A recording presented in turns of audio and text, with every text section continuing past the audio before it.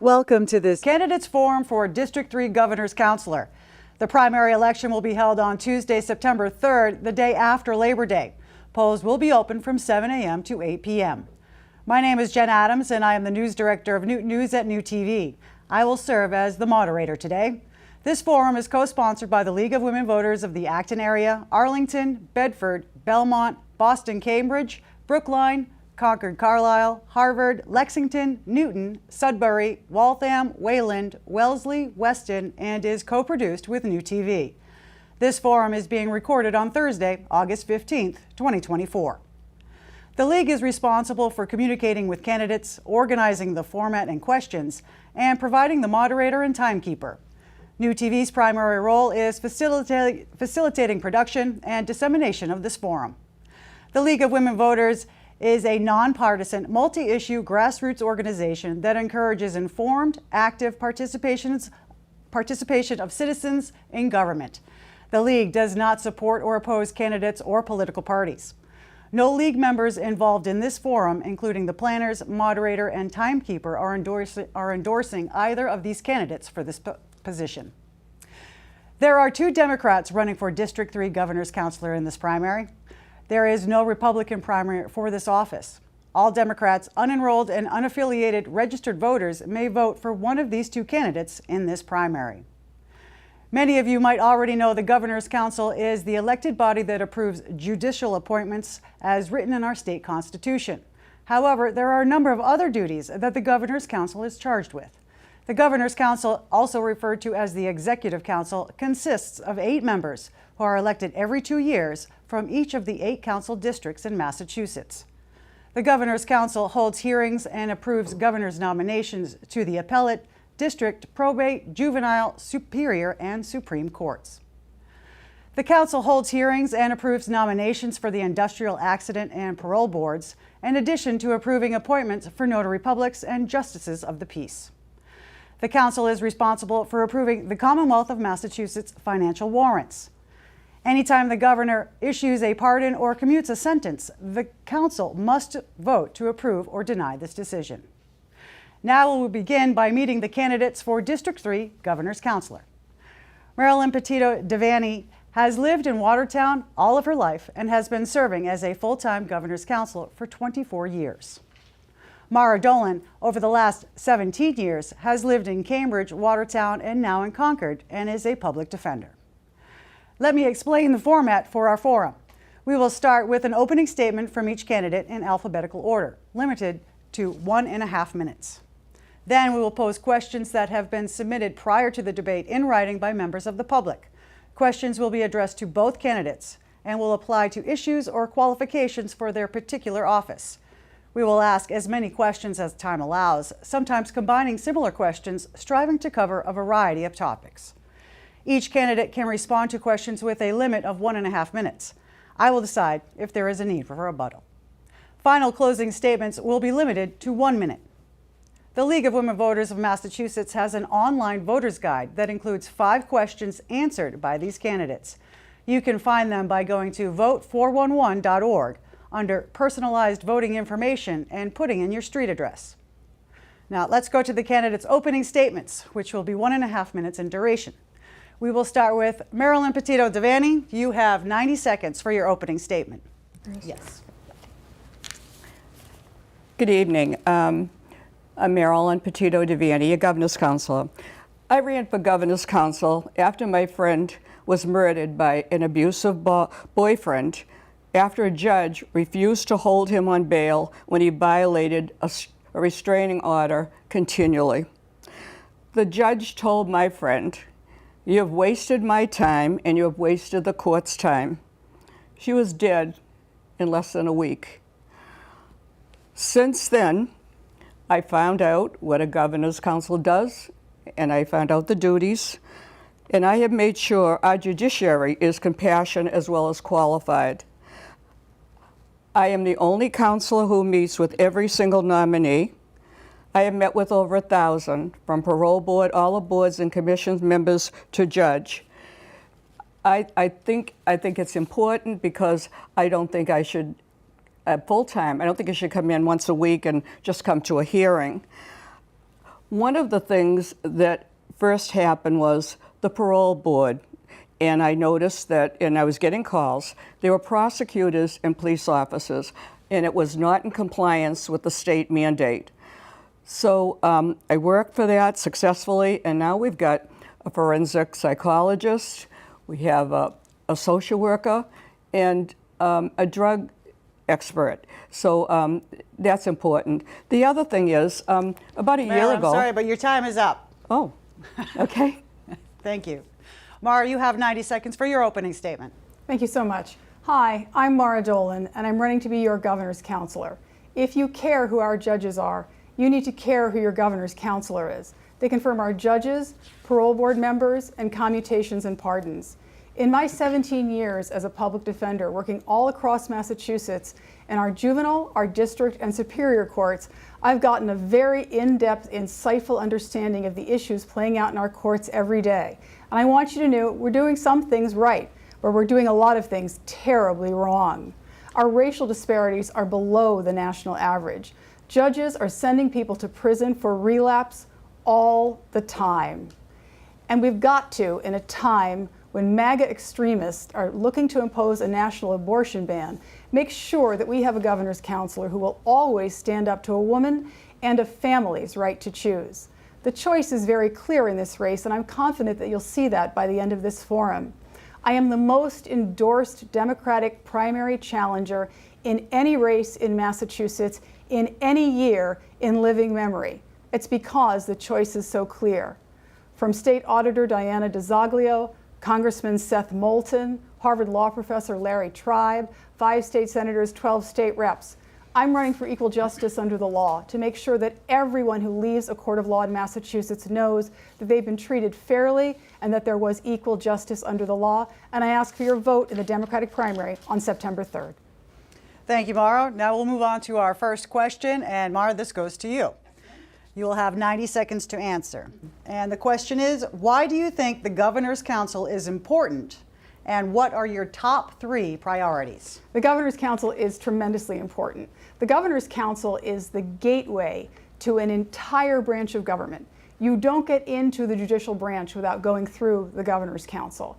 It actually couldn't be more important. And there are only 8 Governor's Counselors, so voting for the one Governor's Council you get to vote for is incredibly important. I have a number of priorities. I'm very, very concerned, as I mentioned earlier, with how we're treating people with a substance use disorder. I'll make sure that judges understand the science of addiction and know how to work to support recovery.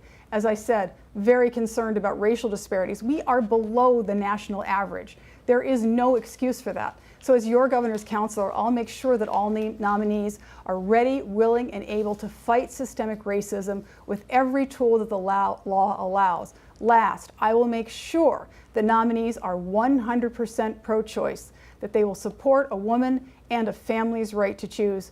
End of discussion. Thank you very much, Mara. Marilyn, the question goes to you. Would you like me to repeat it? Why is it important? What is it? Let me just read. Why do you think the council is important? And what are your top 3 priorities? Well, first of all, I believe the Governor's Council is the most important elected body because it's the only one that's a checks and balance for the governor. If they vote no on a parole board or industrial accident board or a judge, that person doesn't get the job. I think for me, the most important thing is over the racial discrimination in the court. And I go out, and I'm going to continue doing commutations, and I go out into the court, into the prisons, and I meet with people who are wrongly sentenced. And we have been successful, and I love the governor, and she is supporting me to continue that. I think that is very important. I think that it's very important to recognize that I have been very concerned about not having enough minorities in the court.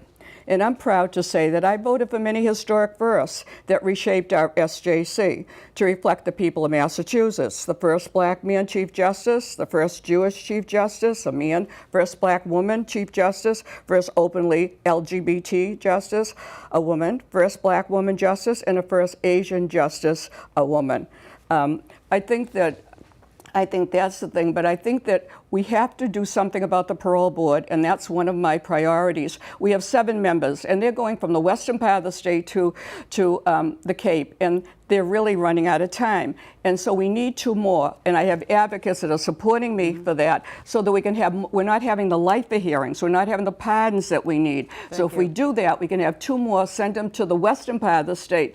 Parole board, commutations, those are very important. Thank you very much. We can move on to question number 2. Marilyn, this goes to you first. How would you work to resolve conflicts with your colleagues, including the governor, regarding issues or personnel? How would I work with them without conflicts? How would you work to resolve the conflict? Well, you know something? I get along, but I don't go along. And what happened was a year and a half ago, I came into the State House and I was told by one of the councilors that they all voted on the phone to close down our streaming of our hearings to the public. I was very upset. And the Boston Herald said, after a month-and-a-half long crusade by Councillor Marilyn Devaney to restore the Governor's Council live stream, the video will return for the next meeting. I didn't do it alone. I got support from the ACLU and MassPIRG and a lot of the progressive, organizations. But, I have principles. I don't believe that we should be voting for ourselves. We vote for clerk magistrates, and we have had two members that became clerk magistrates. Even one in the past was a judge. And if you're voting for those positions, it seems like a conflict of interest to me. So that's the thing, that I don't go along with that. And it wasn't popular for me to get the mainstream back to the. But I served on the Committee of Disabilities for 22 years, and I was especially happy that they could participate in our hearings. Those are the things that are important. It's public's right to know. Thank you, Marilyn. Mara, the question goes to you. Would you like me to repeat it? No, thank you. The question was clearly about how the candidate would contribute to conflict resolution. It's an important question, as it is well documented that my opponent has had some contentious interactions with her colleagues. We had a forum recently where she was asked if she deliberates with her colleagues. I think deliberation is incredibly important. The Governor's Council is designed to be a deliberative body. She said that she does not. And she didn't answer the question on conflict resolution, so I think that tells you what you need to know about her ability to practice professional conflict resolution skills. But I work with all kinds of people. In court, you're working with disparate people. There are prosecutors, defense attorneys, court officers, probation officers, clients, witnesses. We manage to work together to hopefully come to a good outcome for everyone. So all that I do is engaging in conflict resolution, and I've worked for many years doing this, and I'm quite good at it. Thank you very much.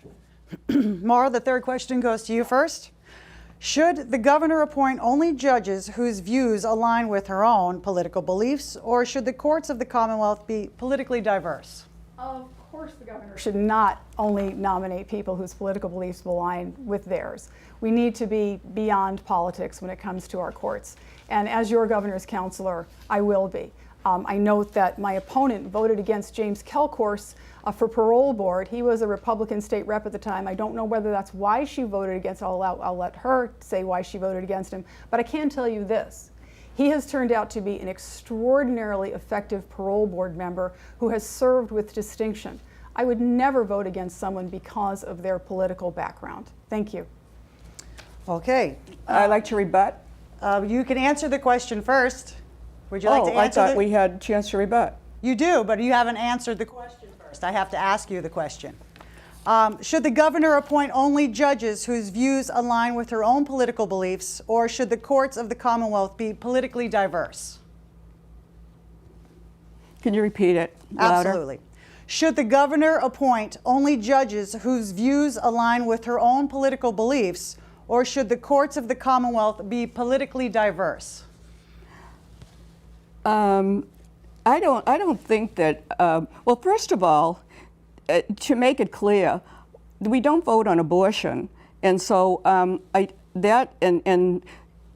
there's only one court, and that's the Superior Court for under 15-year-olds without parental consent. And canon law, and all lawyers know that if a judge has any objection to any of the case before them, they have to recuse themselves. So, you know, that I think is an important legal, you know, thing that has been said. I really, you know, but as far as me voting against this person, he wasn't up for reappointment. He was a state rep who never went to a parole board, who never filed anything to do with justice or anything. And he came to the hearing and said he ran because he applied because he called 2 of the counselors and they helped him. And they got him on in 2 weeks. He was up there. The good thing is he's learning and he's doing well, and I'm very happy with that. But he didn't have the qualifications that are required by the mandate to be a social worker, to be an addiction specialist, all of that. He didn't meet any of it. And so he's learning, and I'm very pleased because he is serving with the best parole board that we've had. So he's learning. But I didn't vote against him in a reappointment. I voted him coming in because he didn't meet the mandate. I would just like a quick Yes, rebuttal. you have 30 seconds. This is the second time that she's made reference to the parole board being out of compliance with the statute. It's simply not true. The makeup of the parole board is determined by statute, and no governor has been out of compliance with the statute. That's all. Thank you. You have 30 seconds. Okay, first of all, when I first got elected, we had prosecutors and we had police officers, and we were getting calls from people from even, you know, there was a Northeastern person who was involved with prison advocates, and they were shouting that we can't have any more prosecutors. It was down at 30%, the parole rate, and so now that we've had people that have all of the things that we need, forensic specialists and all of that, we're really, you know, the parole rates are coming up. So, you know, but it should meet the mandate. And as far as the parole board, I did lead that, and I did get it done. And with the governors did it. Yep. Thank you. All right, we'll move on to question number 4. Marilyn, starts with you. Would you ever consider past members of the prison population who are now rehabilitated to serve in this role as parole board appointees?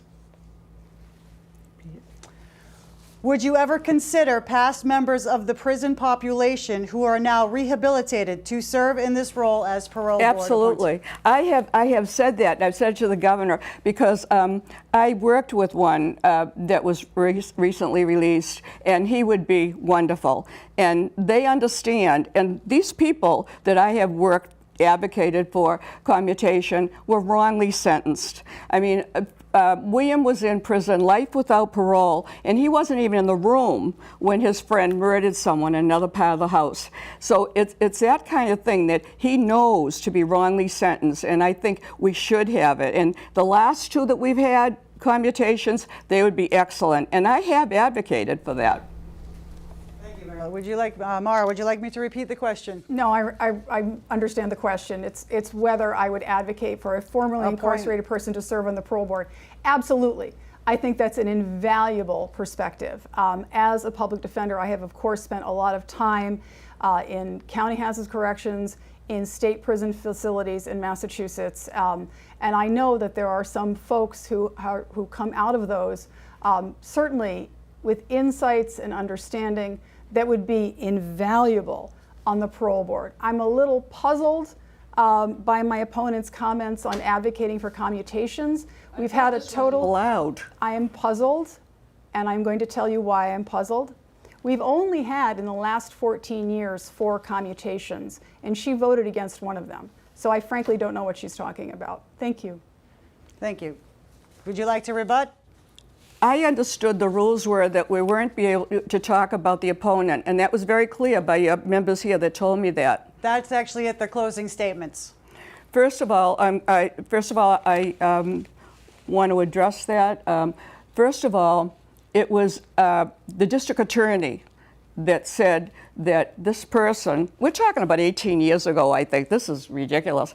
But anyway, he said that he had brought a lot of information and about her and that she needed a little more time. And she wasn't being put in prison. She was in, like a halfway house. And she was learning different things, life experiences, and that's what it was, and that she needed a little more time. So that's what it was, and it was based on the district attorney who followed that whole case. Thank you. Thank you. You have 30 seconds. Are we going to go back and forth and debate? Yes. That's the whole point of a debate. Thank you. It is, of course, the job of a candidate to talk about their opponent's record, so that's what I'm doing, and I very much appreciate the opportunity to do that. It is absolutely not true that that person was in a halfway house. She was in MCI Framingham, and I'm particularly struck by that comment because she said during the hearing, and we have the transcript, she told this woman that she wasn't actually in a prison and she was better off where she was. It wasn't true. Fortunately, other governor's counselors voted for her to get that commutation, and she's doing beautifully today. Thank you. Okay, we'll move on to question number 5. Mara, this goes to you first. What in your background qualifies you for advising the governor on appointments, and how would your advice reflect community concern for equity and diversity? That's a wonderful question. I have been working very hard on this campaign. There are 31 cities and towns. I've traveled all across the district talking with voters, and I understand their values, and I share their values. People do not want to see people incarcerated for relapse. They recognize that it's a disability and we shouldn't be punishing people for a disability. They're very concerned about racial disparities, which my opponent says she is. But the fact is, the status quo is that we're worse than the national average, and she's been in office for 25 years, voting for the people who have created the status quo. The values of this district are that we are 100% pro-choice. She did vote to confirm a Superior Court judge who would not say that she supported the right to choose, who would not even say that she would recuse herself. You can watch the video on my YouTube channel. There's no question that that's what happened. As a public defender, my experience gives me insights as to what people's lives are really like, the challenges they face, and what they need. My compassion and my insights will be invaluable in helping the Governor's Council and in helping the governor guide the decisions that we make. I will take your values with me to the Governor's Council. Thank you. Thank you. Marilyn, would you like me to repeat the question? My opponent has never come to a hearing. She says there's hundreds of judges out there that are rude, they yell at people and everything, yet she's never reported one. She's never come to a hearing to talk for or against any nominee. And she claims she has been voting Democrat every year. But her voting record shows that she was unenrolled many years, and in 2000, it is official voting record that she voted Republican, and it was either Bush or it was McCain, who are anti-abortion, and she said she wouldn't vote for anti-abortion judge. And the thing is, you're going to vote it, and as I said, in that Superior Court, she has to maintain that Canon 2 and recuse herself. Now, as my opponent, when an injured worker comes before a judge to put food on the table, she is not going to vote for that judge unless he's, it doesn't make sense. But all I'm saying is that we don't vote an abortion, and that's so misunderstood because we don't vote on policies. We're not legislators. Legislators do that. And I didn't think that I was told this was going to be, we're talking about our qualifications, and I'm disappointed. I did ask you what you thought. The question was not what you answered, so we're going to have to move on to the next question, which actually starts with you. But I'm being there's things that she's saying that I didn't say, and this isn't really fair. Not fair. You have a right to say your opinion after she says hers. I thought we were going to talk about our qualifications. Thank you. Everything I say about my opponent is accurate and documented. I've never said hundreds of judges are rude, and I have never witnessed a judge do anything that rose to the level of removal. My opponent says we don't vote on policy. Oh, yes, you do. Massachusetts judges have been deciding cases involving abortion for hundreds of years, and they will continue to do so. It's a values issue, It's priorities issue, it's an equity issue, it's a health issue, and it's a top priority for me. Thank you. Would you like to say anything else? I'd like to say that I have a copy here, a 21-page case that my opponent accused 2 police officers of being racist. And the federal judge gave her month after month, and after a year, she still couldn't show any evidence of racism. So the federal judge fined her. The other thing is, and we have to file a state ethics form, and it's under pain of perjury. And she never filed that she has a PAC, and she's made money from it, and she's never put it. She hasn't put that she made $90,000 in 2022. Thank you, but Marilyn. You only anyway, have 30 I have seconds. reported it. So Thank you. that's it. I can show you all that documentation. She's said these things many times. I've disproved them many times. We need to talk about the work of the Governor's Council. I'd like to move on with some questions, Thank you. please. All right. Marilyn, this starts with you. And what... And again, I want to tell you, I've had an ear infection and my hearing isn't back completely, so you might have to repeat it twice or really talk loud. Yes. This starts with you. So you have 90 seconds to answer the question. In what way do the current political issues such as abortion, immigration, lack of affordable housing, and racial inequities affect how you do your job? How housing, immigration, and all this affects my job? And what way do current political issues such as those, how do they affect your job? I don't quite understand it. I'm sorry. I think it's my... So in what way do the current political issues, such as abortion, immigration, or lack of affordable housing and racial inequities, affect how you do your job? You know something? If I was a legislator, I'd be voting for all those things that you're talking about.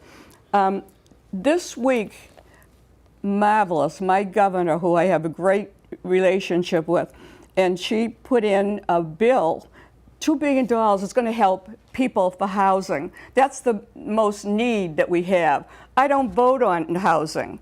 I don't vote on that. I don't vote on immigration.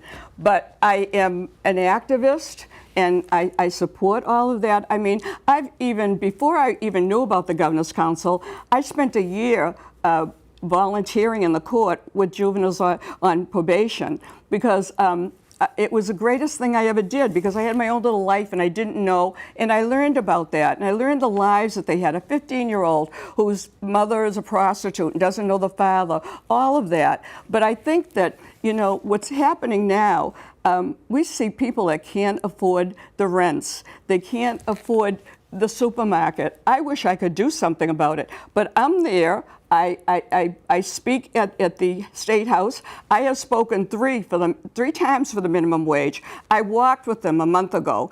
I am out there with them. With the Stop and Shop with all of them. That they have the right. I was with the teachers 2 days that I walked the picket.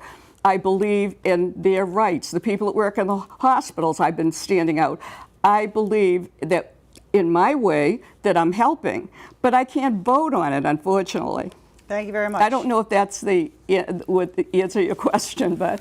Thank you, Marilyn. Mara, the question goes to you. Thank you so much. I've already addressed abortion. Immigration is federal law, but it does also apply to state courts, so we've got to make sure that our judges treat everyone and that there is equal justice under the law. There are people who are here without legal status who are in our court system. It's really important that we have judges who are compassionate and understand that and treat them fairly. I've also already addressed racial inequities. My opponent says she doesn't vote on housing, but we have housing courts. The Governor's Council confirms housing court judges. So it's really important that we make sure that those housing court judges treat everyone fairly. And I want to add one other current political issue that you didn't mention that I think is really important, and that's gun safety. Because we had a forum recently where my opponent said, Governor's Council doesn't have anything to do with guns. I very strongly disagree. We have got to have judges who have a reasonable interpretation of the Second Amendment so that we can enact, uphold, and enforce sensible gun laws. And as your governor's counselor, I will. Thank you. Yes, you have 30 seconds. I just wanted to say, on the housing court, I am very concerned about the housing court, and I work very closely with a housing group. And they look for lawyers who have been unfair to people. And I have stood alone and voted. I voted in this administration because I learned that he was doing things for elderly people, putting them out of their house. I don't want to get into all that, but I'm very involved in housing, and I have the organization that I work with. And as far as thank you, Marilyn. That as was far it. as You only abortion, have I 30 think seconds. Massachusetts is doing a great job, and they should keep it up. Everybody has reproductive rights. Thank you very much. We'll move on to the next question. Mara, this starts with you. Yes. How can the Governor's Council ensure that the Industrial Accident Board is fair and impartial? The same way that the Governor's Council has to do that for every single court we have, from juvenile district superior courts to housing courts to probate and family courts. The question is whether the nominee will treat everyone fairly with equal justice under the law. Do they understand the issues the people who appear before them are facing? There are judges who, for example, I'm a public defender. I have clients who have no money. They have no money. They can't pay the fee that they were ordered to pay for a court-appointed counsel. Sometimes it's free and sometimes there's a fee of $150. I have seen a judge require someone to report to probation every single morning until that fee was paid, despite the fact that he was looking for work. And having to do that was going to make it harder for him to look for work. We've got to make sure that judges understand the issues that people are facing who appear before them. We also have, as I mentioned earlier, disability justice is a huge issue. Why is it that 15% of the general population is considered to have a disability under the Americans with Disability Acts, but 40% of the people in our prisons are? It's judges who are making these decisions and not treating people who have a disability appropriately in accordance with the disability they had. I'm running out of time, or I'd tell you another story. Thank you. Thank you. Marilyn, would you like me to repeat the question? How can the Governor's Council ensure that the Industrial Accident Board is fair and impartial? The Industrial Accident Board is very important to me, and they have to have empathy and compassion for that person coming before us. And I'm very happy with our board. I was not happy with one, and I didn't approve her reappointment. And it was so awful the way she treated this person. And I got a lot of reports about that. But I am very concerned about disabled. I served 22 years on the Commission on Disability, and that's one of the questions I ask all of the boards, especially the judges, about what their knowledge is about disability. And I'm talking about all disabilities, even to autism and Asperger, all of those.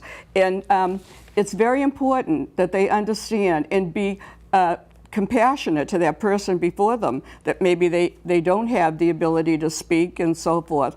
But I think it's very important that the judge has that knowledge. That's why I love to see judges that have pro bono, that they've worked out and have worked for people that can't afford a lawyer, and because there are some really sad cases out there. And so I think disability is one of the major things. The thing is, the judges can't legislate. And so I think gun safety, it's sad. Look at those children that were killed in kindergarten. They would have been graduating. There's no one that cares more than I do, and to be involved. And like I said, I've been in the marches and all of that. Yep. Thank you. Marilyn, we'll start with you for the next question. Is there anything that you would do to reform the Governor's Council? Is there anything I do? To reform the Governor's Council? To reform? Mm-hmm. Well, the first thing I did was, no one knew what the council did, so I have a website, and that's the people's right to know. So you know all the councilors, their district, the commissions and boards that we vote on, but most importantly, the right to know for the people who the governor has appointed and when we're having the hearing. That was number one.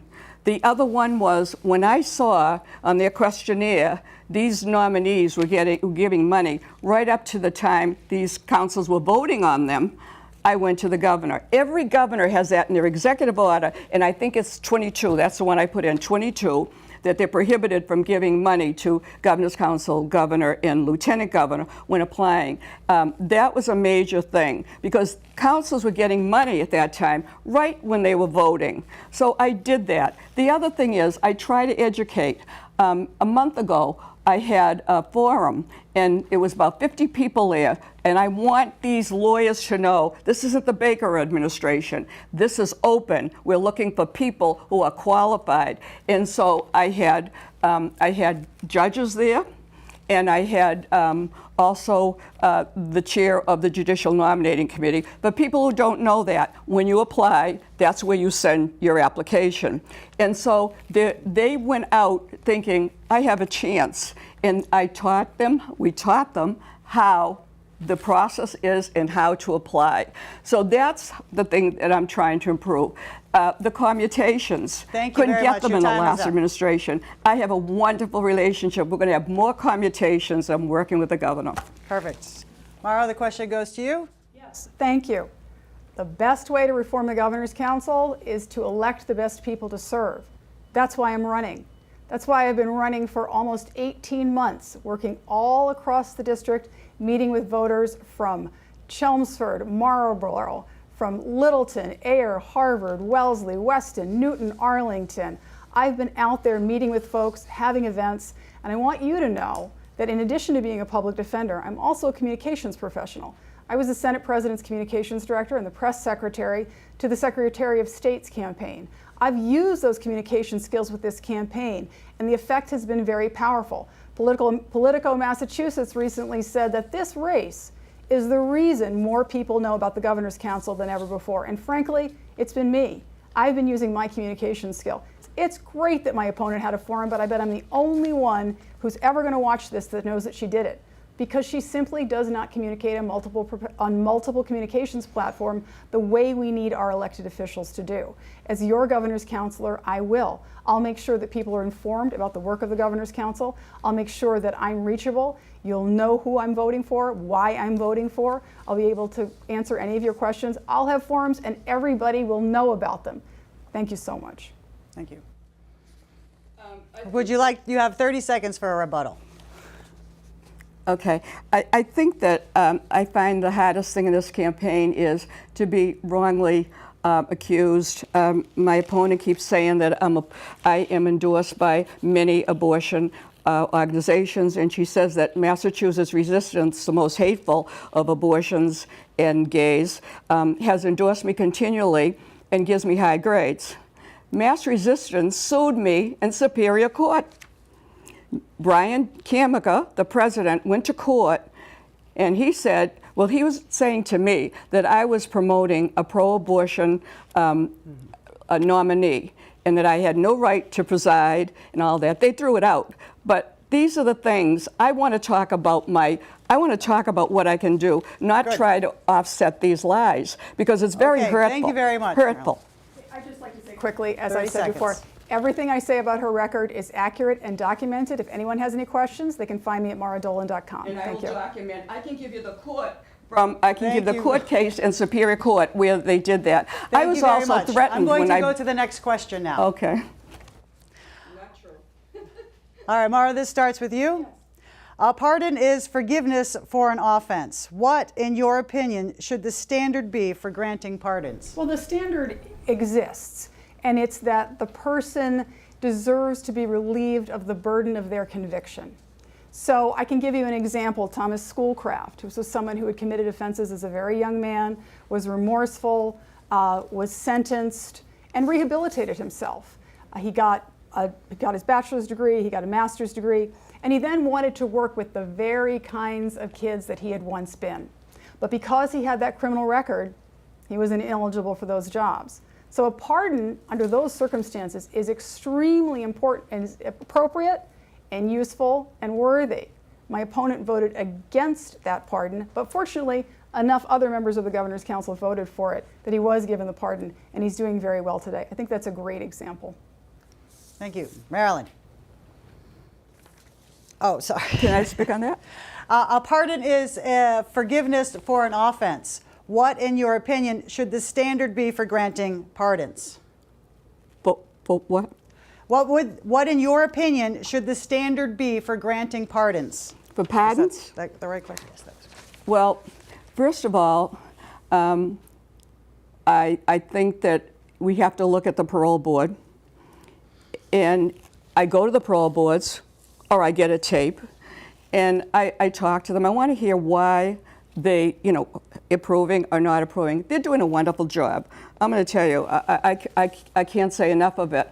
But I think a pardon should be, they should be doing some things in prison that of a merit. And I have seen people who have got their GED, who have taken different courses for, for whether it's addiction or whatever it is. And I have seen so many of them. And I go to, and also I go to drug courts, and these are in drug addiction graduations where people have gone through the program. I voted for a national pardon for people who are convicted of possession of marijuana. We've got to believe in second chances for people. They have to go on with their lives. That's what a pardon is. And I have seen, we didn't have many with the past, but I remember one man came up and he was 17 years old and he was going to school, and a friend stopped him on the way, a 26-year-old friend, gave him 5 bags of marijuana. He was innocent, he had no idea, but there's a school law, and he went to prison. I mean, that's what I'm saying. There, I don't believe in the minimum mandatory sentencing. The judge has to have some discretion, and that's when it's so sad that someone's life is ruined like that. Thank you, Marilyn. Okay, we'll move on to the next question. Marilyn, we start with you. What is the pathway to accountability in the Governor's Council? What is the pathway to accountability in the Governor's Council? For the members, or what? Yes. For the members? Mm-hmm. Okay. Well, first of all, one of my aims is an open meeting law. And for people who don't know the open meeting law, when I was a city councilor, every municipality, whether you're a select board or whatever, are under that. So you can't be on the phone and vote, you can't go to a restaurant and vote. And so I believe everything should be public. And I will meet with everyone public, but never private. So if we had the open meeting law, for example, the councilors couldn't have voted on the phone to shut down our hearings for the public. So that's one of my aims that I want to do. The other thing is the parole board. I want to increase the parole board, and I'm hoping that we can do that quickly. And so those are the things. You're talking about how we can improve it? How can, yes, pathway to accountability. The accountability, I start when I'm presiding, and the way it works is if you're the district councilor and you live in my district and I preside, I start off by saying, councilors, please stay for the complete hearing. This is to be respectful to this nominee and to hear every answer that she or he says. That's accountability. Coming, I have only been absent once in 25 years when my husband died. I believe it should be, it's your responsibility, and you are elected, and you have to have some accountability. The other thing is, you don't. Your time is up. All right. Mara, the question goes to you. This is a great question, but I can't help but observe that beginning a hearing by admonishing your colleagues is probably not a good tone to begin with. I do think we do need greater accountability for the Governor's Council. It's transparency is the answer. It's full transparency. The greatest champion of transparency in Massachusetts right now is State Auditor Diana DiZoglio, and she endorsed me because she knows I'm a champion of transparency too. I will make sure that folks know what's happening, who's been nominated, how we're voting. We do need a record of how people vote. You can find that by going to Mass Lawyers Weekly or State House News, but those are subscription-only services. So if you don't have a subscription to those, you may not be able to find out how councilors voted on a particular nomination. We simply have to have those records available, easily accessible to the public. And as your governor's counselor, I'll make sure that happens. Thank you. All right, we'll move on to the next question. And Mara, we start with you. Yes. Are you in favor of digitized voting in your committee meetings, and why? Well, I'm not sure exactly what you mean by digitized. Does that mean remote? Say that, I'm sorry again? I don't really understand what you're saying by digitized. The question is, are you in favor of digitized voting in your committee meetings, and why? So my guess is that you would be... That there's a record of the votes. Yes. I think that's what that means. Yes, absolutely, there should be a record of the votes, no question. Yes. Marilyn? On the council, we have a roll call vote, and it's all recorded. So there's, it's different than the legislators. So you can look up our record and see, is that what you mean? Something like that. That's accountability. Yes. The other thing is, I think that the councilors all should be present, unless you have some reason, some disability, or you're sick or whatever. But you're not allowed to vote unless you're present. And that's a given, and that's a law, and that's right. That's how it should be. But I think that's about what you're referring to. That's my guess as well. I did not write these questions. It's a good question, though. This will be our last question, and Marilyn, we will start with you. What are the main points you want voters to remember about you and your candidacy? As I said, this ear infection is doing me a job. I can repeat it I'm if you sorry. like. All right, louder. What are the main points you want voters to remember about you and your candidacy? I want them to know that I'm a fighter, and I fought for the parole board. I fought for the people's right to be able to see our hearing. That I want to do the right thing, and I want to continue to go out to the prisons and get commutations. And I'll tell you something I'm very concerned on, and I'm going to keep on this. I've gone out to the prisons, and there are people who are not getting the health benefits that they should have with doctors. Some of them are actually dying. And I've talked to the governor about this. So I'm very concerned about the prisoners not getting that. In fact, recently, someone was suing a prisoner because never had any dentists, never had any dental. So I think, they're human beings, and I think that we should be looking at that, and they should be able to go to a hospital and get the benefits they do. They're really not, and I know because I'm talking to people in the prison, I'm talking to people who have commutations, and they tell me what's happening there. So I'm really concerned about that. So I think that, the parole board, to increase. I think commutations and pardons, those are my priority that I want to continue. And the people's right to know, and to keep that system that they can watch our hearings. That's the people's right to know. Thank you very much. Marilyn, Mara, the question to you. Thank you. I want people to take away that I'm running to be the first public defender on the Governor's Council. Since the Supreme Court established the right to counsel in 1963, we've had 52 governor's counselors. Not a single one has been a full-time experienced public defender. It is a perspective that is badly needed and badly overdue, particularly when you take into consideration the fact that the ratio of former prosecutors to former public defenders who are now judges in our trial courts is 2 to 1.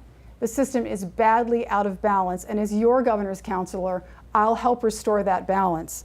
I want folks to take away how concerned I am about racial disparities. The fact is, what we're seeing with racial disparities that are below the national average are the result of the judges my opponent has been voting for 25 years. We need change. Juvenile justice. She says that the science of brain development is just pages in a book. I disagree. It's real. I've represented hundreds, maybe thousands of children in our juvenile courts, and it is very real. And I do believe that we need to raise the age of juvenile court jurisdiction, and as your governor's counselor, I'll be a very powerful advocate for that. Abortion rights. Abortion is on the ballot, and it is on the ballot in this race too.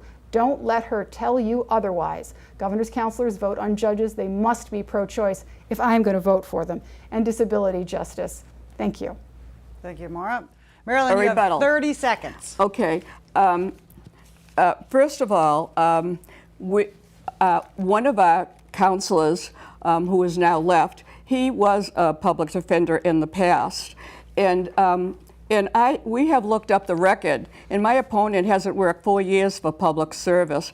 And in her state ethics, when it asked if she works for a public agency, she said no. And then the next question, she said she's a private attorney. So, you know, it's inconsistent. And as far as blaming me for all the hundreds of judges, I mean, if you have a crystal ball and you know what they're going to do in 15 years, well, tell me about it. Thank you and very I'm much, very Marilyn. proud of the people that I voted for. And don't have a crystal ball, but I'm not Thank you. taking blame for all of the people that she's talking about. Thank you very much, Marilyn. All right, we will now go to closing statements, which will be in reverse alphabetical order. Each candidate has agreed to all of the league ground rules, especially to focus their closing statements on their own policies and plans and refrain from engaging or discussing their opponent. There will be no personal attacks on the opponent during closing statements since there is no rebuttal allowed after closing. Each candidate has 1 minute. So Mara, we will start with you. We have 60 seconds. Thank you. The choice is clear. It's time for change, and I am the candidate who will deliver. I don't have time to tell you all of my endorsements, but I want to tell you as many as I can because I want you to know that the people you trust me. State Auditor Diana DeZoglio, Congressman Seth Moulton, State Senators Mike Barrett, Will Brownsberger, Jamie Eldridge, Cindy Friedman, Becca Rausch, House Majority Leader Mike Moran, House Assistant Majority Leader Alice Peisch, State Reps James Arciero, Simon Cataldo, Michelle Socolo, Ken Gordon, Rich Haggerty, John Lawn, Dave Rogers, Dan Senna, Tom Stanley, and Tommy Vitolo. Because we're in Newton. Newton City Councilors Vicki Danberg, Andrea Downs, David Callis, Andrea Kelly, Maria Scabelli Greenberg, Becky Grossman, Bill Humphrey, Allison Leary, Rick Lipoff, Harvard Law Professor Larry Tribe, Danielle Allen, Progressive Dems of Massachusetts, Progressive Mass, Our Revolution Massachusetts. I could go on. Go to my website, maradolan.com. I'm asking for your vote in the September 3rd Democratic primary. I'm Mara Dolan. Thank you so much.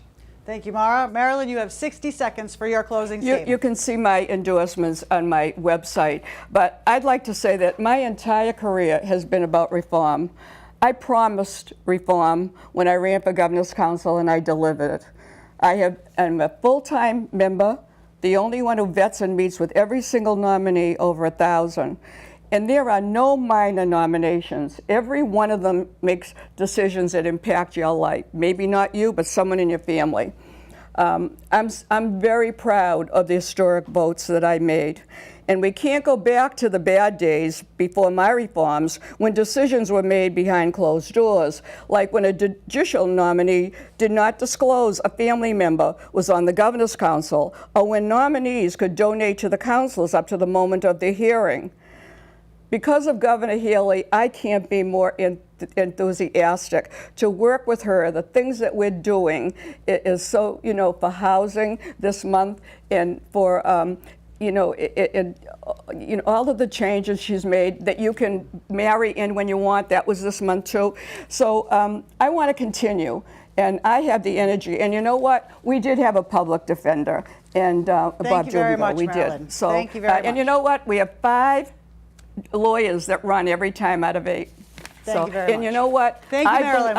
I believe That is that the it. brain is not developed to 25, but I think if you're 20 or 21, you should be held responsible for the crimes you commit. And I was delighted. Thank you very much, Marilyn. Your time And they is now just up. voted to 18. Thank you. I would like to I thank love both that. of our On the candidates for juvenile running court. for office and for participating in this forum. I also want to thank New TV and the local League of Women Voters in District 3 for providing this opportunity for candidates to make themselves known. And thank you to the audience for all of the questions you sent. Let me remind the audience that both of these candidates are running for District 3 Governor's Councilor. All Democratic and unaffiliated voters in District 3 will vote for one of these 2 candidates. The polls will be open from 7 a.m. to 8 p.m. If you will not be able to get to the polls on September 3rd, you can vote early or absentee. For further information, call your local election office. If you don't know where your polling location is, you can call your local election office or visit the Massachusetts government website at www.secstate.ma.us. On the election department page, you can verify your polling location. Be sure to visit vote411.org to see the voter's guide from the League of Women Voters of Massachusetts. Input your street address and see responses to questions from candidates for all the races on your ballot. Today's forum is a co-production of New TV and the local League of Women Voters of Massachusetts, District 3. Any use or reuse of this program requires the approval of New TV and the League and must be shown in its entirety without any editing, only after the program initially airs on New TV. The opinions, statements, and claims expressed by the candidates in this forum are their own and do not in any way represent those of the League of Women Voters or New TV. The League of Women Voters is a nonpartisan political organization that promotes informed and active participation in government. The League does not support or oppose specific candidates or political parties. It does, however, take positions and advocate for issues that it has studied. Membership in the League is open to all people. For more information, visit lwvnewton.org. New TV is Newton's award-winning state-of-the-art media center, specializing in television production, training, and building community partnerships. It is Newton's primary source of locally relevant programming. Membership in New TV is open to all Newton residents. For more information, call 617-965-7200 or visit the website at newtv.org. I'm Jen Adams for the League of Women Voters and New TV. Thank you for watching. Participate in our elections and remember, democracy is not a spectator sport.